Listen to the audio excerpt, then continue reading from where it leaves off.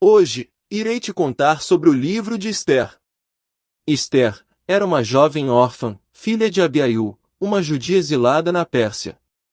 Esther foi criada por seu primo Mardoqueu.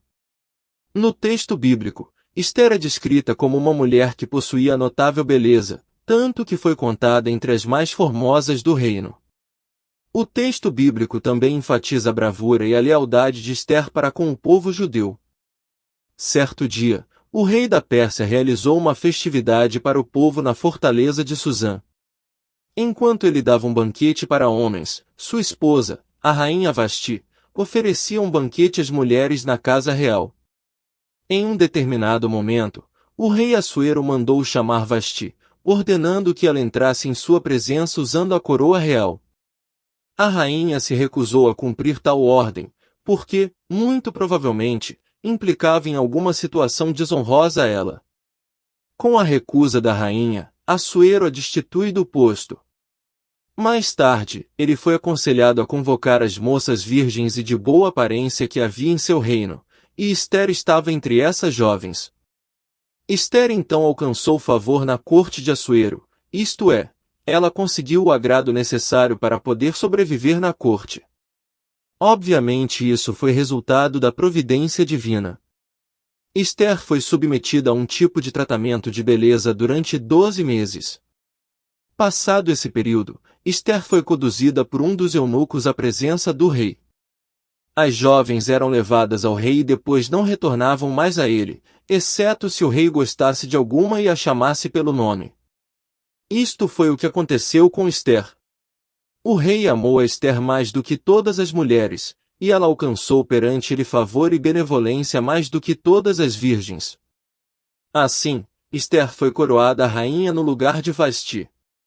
Foi feito um banquete pela coroação de Esther. Após se tornar rainha, Esther passou a viver no palácio em Suzã. Ramã, um importante príncipe do Império da Pérsia, resolveu destruir todos os judeus que havia no reino de Assuero, por conta de que Mardoqueu não se inclinava perante ele. A descrição de Ramã como o Agatita sugere uma possível origem amalequita, povo que era inimigo mortal de Israel. Mardoqueu contou a Esther o terrível plano de genocídio que Ramã iria executar, e lhe pediu para interceder perante o rei. A rainha Esther não podia entrar na presença do rei sem que fosse chamada, pois isso significaria colocar sua própria vida em risco. Então Mardoqueu fez com que ela se atentasse ao fato de que Deus, providencialmente, poderia ter determinado os acontecimentos em sua vida para que ela pudesse estar exatamente em uma posição em que pudesse agir em favor dos judeus. Vale dizer que até aquele momento o rei não sabia que Esther era de origem judaica, assim, ele não sabia que havia permitido o extermínio do povo de sua rainha. Diante da situação delicada, a rainha Esther conclamou todos os judeus a jejuarem durante 3 dias, pois ela agiria contra a lei e entraria na presença do rei. Após os 3 dias, Esther se aprontou com seus trajes reais e entrou no pátio interior da casa do rei.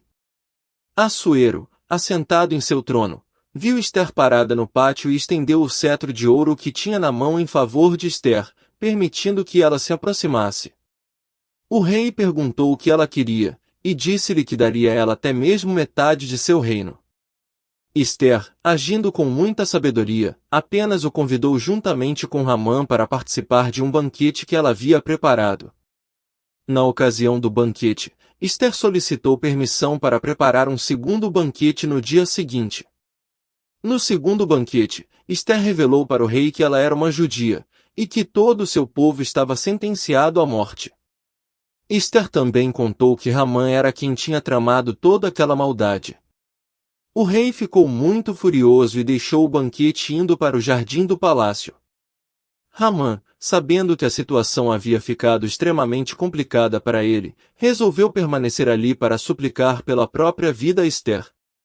Quando o rei retornou à casa do banquete, encontrou Ramã caído sobre o divã de Esther.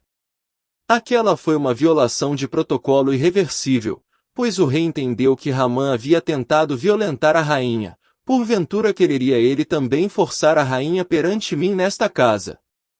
Quando o rei exclamou essas palavras, logo os servos da corte entenderam que aquele era o fim da linha para Ramã, e cobriram o seu rosto. Às vezes era costume entre os gregos e romanos cobrir o rosto de um sentenciado à morte, porém entre os persas essa é a única referência desse costume. Ramã foi então enforcado na própria forca que ele havia preparado para Mardoqueu. Como o rei não podia revogar o decreto anterior, a rainha Ester conseguiu fazer com que um novo decreto autorizando os judeus a se defenderem fosse publicado. Assim, os judeus passaram a ter o direito à legítima defesa. Como resultado disso, os judeus mataram seus inimigos e exterminaram a casa de Ramã. Talvez o pedido de Ester para que um segundo dia de matança ocorresse, demonstre que havia ali em Susã grande ódio contra os judeus. Ao todo foram mortos mais de 75.000 inimigos que odiavam o povo judeu, porém eles não tocaram nos despojos de seus inimigos. Talvez aqui possa ser visto um contraste com o episódio em que os despojos dos amalequitas foram tomados, fato que levou ao fim de Saul.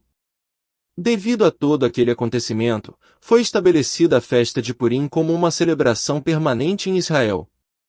A história de Ester certamente nos leva a refletir sobre a soberania de Deus em cumprir os seus propósitos, bem como a importância de confiarmos em Deus.